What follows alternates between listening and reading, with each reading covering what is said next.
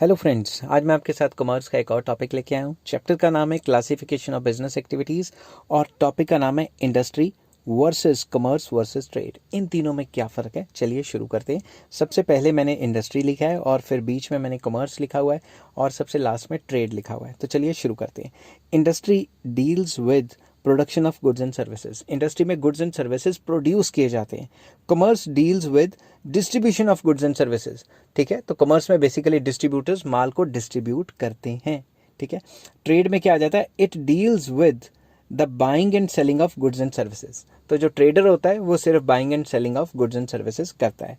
Third नहीं, second point आ जाता है इंडस्ट्री में, it has wide scope as it includes wide range of goods produced. Industry में scope काफ़ी बढ़ जाता है, इसमें काफ़ी ज़्यादा टाइप के गुड्स एंड सर्विसेज आ जाते हैं। It has wide scope, commerce में भी वाइड स्कोप है, as it consist of trade and aids to trade.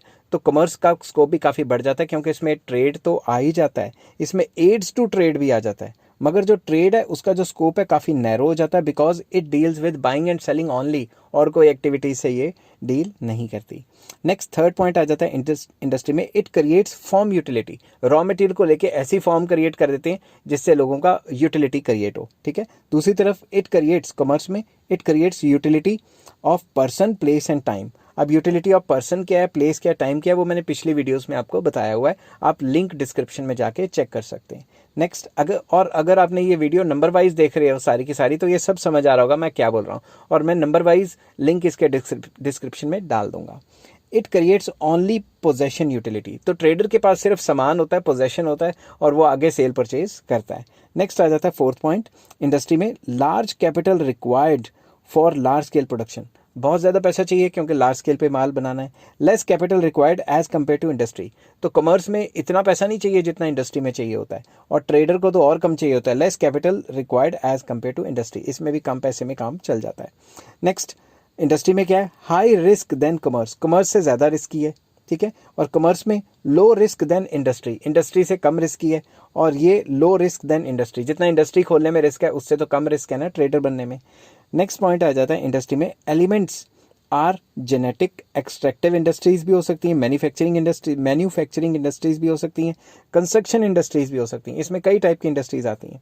ठीक है, इसमें क्या elements are trade and aids to trade. Trade आ जाता है, और एड्स टू ट्रेड मतलब वो सारी सर्विसेज जो ट्रेड को चलाने में हेल्प करती हैं। मगर इसमें elements are home trade and foreign trade.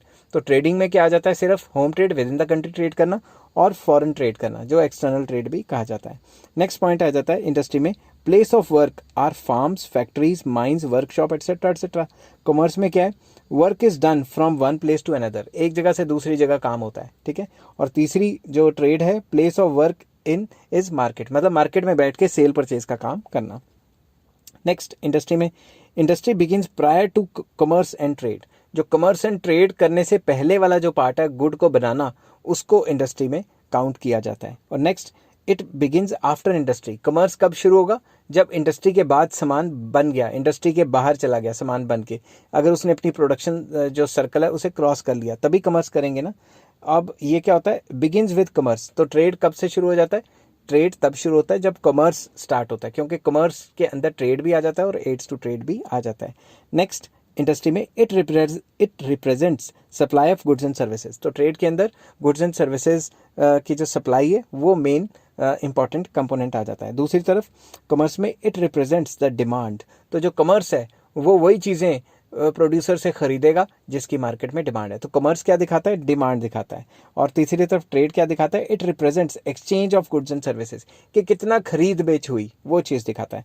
And last point, industry is owned by industrialists, commerce is owned by merchants, and trade जो है it is owned by traders. तो ये तीनों में क्या डिफरेंस था, मैंने शॉर्ट टर्म में आपको एक्सप्लेन करने की कोशिश की है। जिस तरीके से मैंने लिखा है पेपर में, इसी तरीके से आपने लिखना है, आपके बहुत अच्छे नंबर आएंगे। अगर ये वीडियो आपको पसंद आई है तो please like, share and subscribe. इस चैप्टर के सारे लिंक आपको डिस्क्रिप्शन में मिल जाएंगे। और इस चैप्टर का लास्ट जो है टॉपिक वो रह गया, जो मैं नेक्स्ट वीडियो में करूँगा, वो है inter relationship between commerce, trade and industry. Till then, take care, have a nice day.